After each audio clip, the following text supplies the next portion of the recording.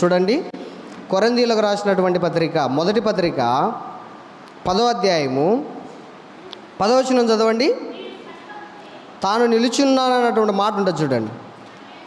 12వ వచనం.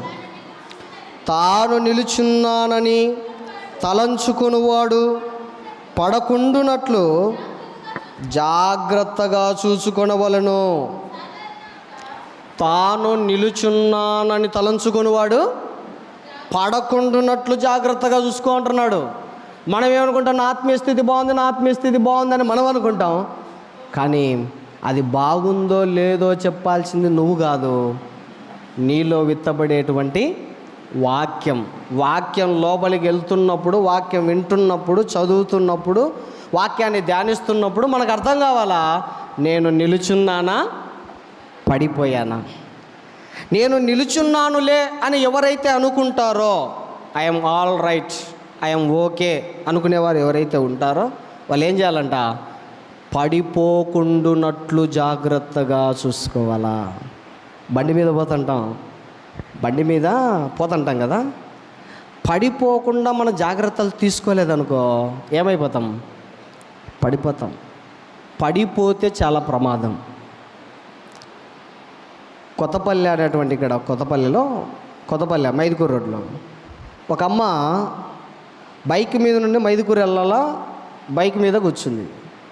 బైక్ మీద సరిగా కూర్చోలే, అంటే బైక్ మీద కూడా ఎట కూర్చోవాలా, కూర్చునే రీతిగా కూర్చోవాలా, తగు జాగ్రత్తలు తీసుకొని కూర్చోవాలా.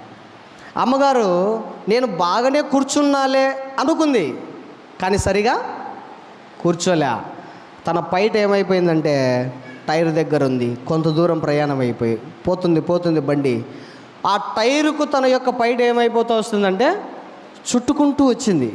చుట్టుకుంటూ వెంటనే అమ్మగారిని ఏం చేసిందంటే కింద పడేసింది. వెనక్కి లాగేస్తుంది. టైరుకు మన యొక్క ఓనీలు, చున్నీలు కానీ లేదంటే పైటలు కానీ చుట్టుకున్నాయి అనుకోండి, మనం ఏమైపోతాం, కింద పడిపోతాం.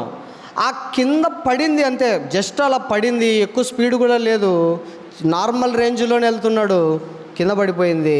వెనక తల పగిలిన తర్వాత కోమా లేకపోయింది.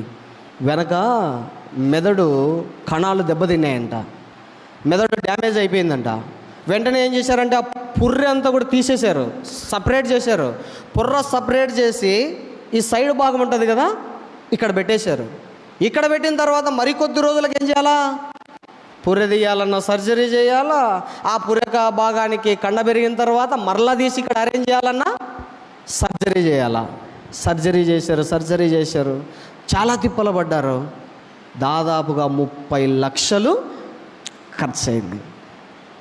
కూర్చునే రీతిగా కూర్చోనందుకే ఎన్ని లక్షలు ఖర్చు అయింది, 30 లక్షలు ఖర్చు అయింది. మనము పడిపోయేది బైకులో నుండి కాదు, మనం పడిపోయేది ఫ్లైట్లో నుండి కాదు, మనం పడిపోయేది రైల్లో నుండి కాదు. మనం పడిపోవడానికి సిద్ధంగా ఉన్నది ఆత్మీయమైనటువంటి జీవితంలో నుండి. జాగ్రత్త. అది బైకులో నుండి పడితే ఏదో 30 లక్షలు ఖర్చు పెడితే బతికి బయటన్నా పడింది. అదే ఆత్మీయ జీవితంలో నుండి పడిపోతే, నరకానికి జారిపోతే, నరకంలో నుండి నిన్ను విడిపించేవాడు ఎవరు లేరు. అయ్యన్నరాం, అమ్మన్నరాం ఎంత గోజాడుకున్నా మరలా బయటకు వచ్చేటువంటి సీనే లేదు. ఆ ధనవంతుడు ఎన్నాళ్ళ నుండి ఓమని చుక్క నీళ్ళ కోసం వేడుకుంటున్నాడు చెప్పండి, గోజాడుకుంటున్నాడు చెప్పండి. అయ్యా ఒక్క చుక్క ఎన్ని ఏండ్ల నుండి. అదే భూమి మీద ఉండంగానే తన ప్రవర్తన సరి చేసుకొని, అయ్యో ఒక లాజరు భక్తిగా బతుకుతున్నాడే, అయ్యో ఒక లాజరు నీతిగా బతుకుతున్నాడే, అయ్యో ఒక లాజరు ఆత్మీయ స్థితి బాగుందే, నా ఆత్మీయ స్థితి బాగోలేదే, కనీసం వారితోనైనా పోల్చుకొని, లాజరుతోనైనా పోల్చుకొని తన జీవితం చక్కపరుచుకొని ఉండింటే బాగుండేవాడు. ప్రేమైన దేవుని వర్లరా, లాజరు ఉన్నటువంటి స్థానంలో ధనవంతుడు కూడా ఉండేవాడు.